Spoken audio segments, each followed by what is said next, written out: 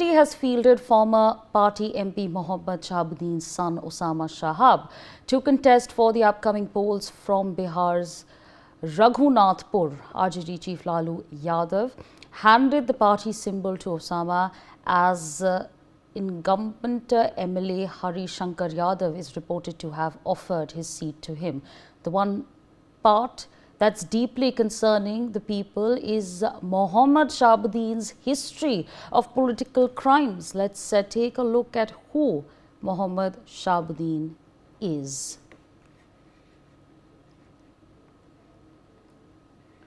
My colleague Shailendra Kumar with us on the broadcast to give us more on this. Shailendra, help us understand this, the history that Mohammad Shahabuddin has, and why is it essentially being looked at as a concern now that his son has been offered a seat?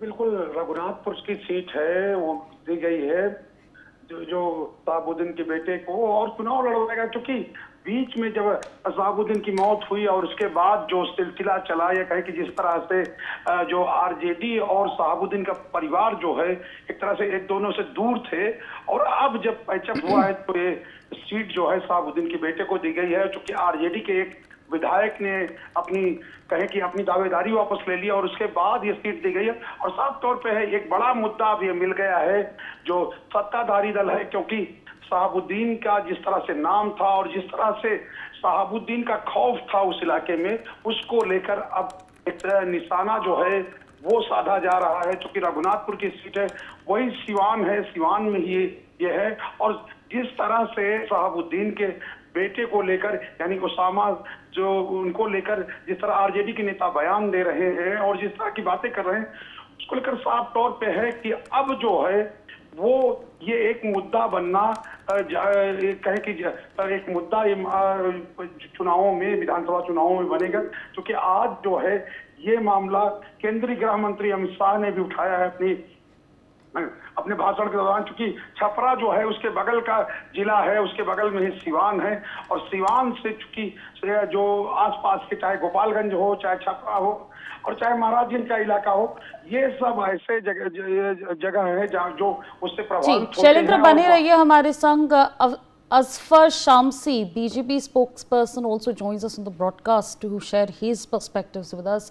आपका बहुत बहुत शुक्रिया हमारे संग जुड़ने के लिए। और मैं आपसे जानना चाहूँगी, ये मोहम्मद शाहबुद्दीन के बेटे को अब सीट मिली गई है, आप इस पे क्या बोलना चाहेंगे? देखिए, राजनीति तो वो संभावनाओं का विषय है। एनीबॉडी कैन, कोई भी खड़ा हो सकता है चुनाव में।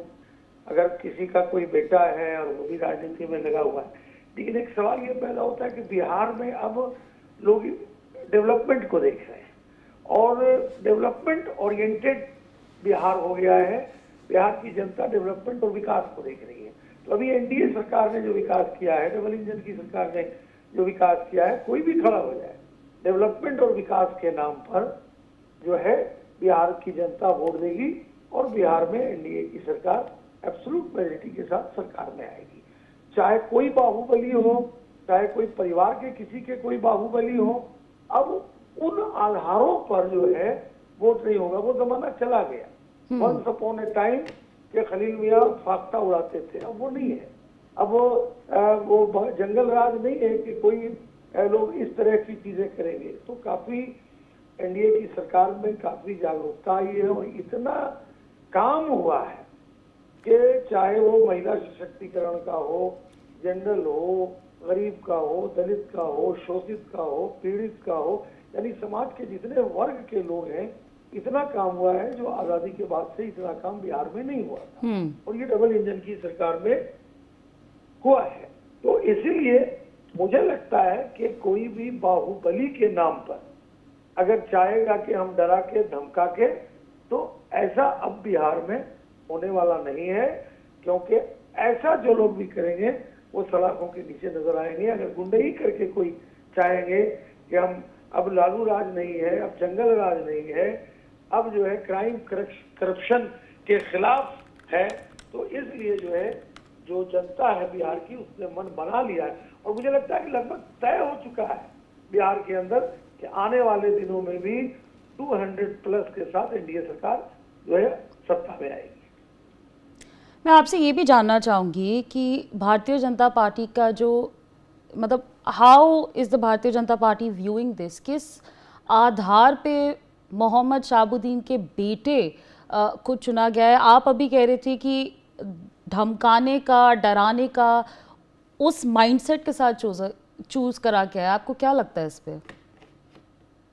वो कभी भी सफल नहीं होगा ना बिहार में। अगर जो माइंडसेट आरजेडी की है, देखिए नेचर और सिग्नेचर नहीं बदलता है। तो आरजेडी की जो मानसिकता है वो क्राइम, क्रिमिनल, राजनीति का अपराधीकरण, अपराध का राजनीतिकरण, मुसलमानों का तुष्टीकरण, यही आरजेडी की सरकार का रहा है। तो आज जब राजनीति का अपराधीकरण शुरू में भी क्रिमिनलाइजेशन के आधार पर वो बिहार में 15 सालों तक रहे थे, करप्शन के आधार पर 15 सालों तक रहे थे, जिसका खमियाजा बिहार की जनता ने उनको भुगतन दिया है। और आगे अब बिहार के लोग इस तरह का नहीं करने जाने हैं।